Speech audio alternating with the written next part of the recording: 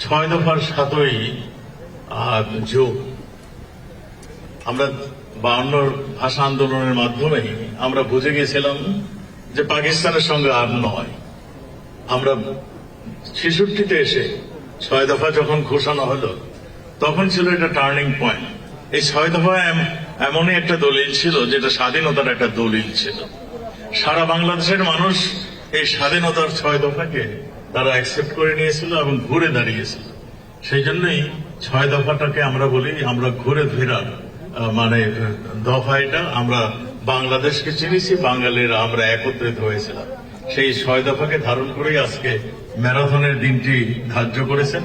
সেই জন্য যারা উদ্যোক্তা তাদেরকে আবারও ধন্যবাদ জানাচ্ছি।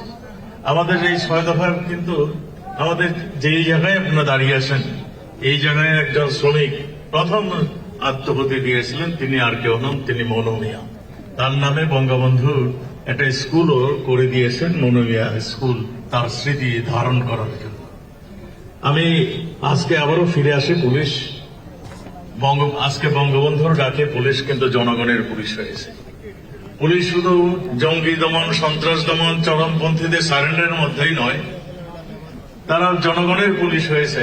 আপনারা কোভিড কালে দেখেছেন এই আমাদের কোভিড হাসপাতালে মা কে ফেলে সন্তান চলে গিয়েছে, দাফন করতে আসে নাই।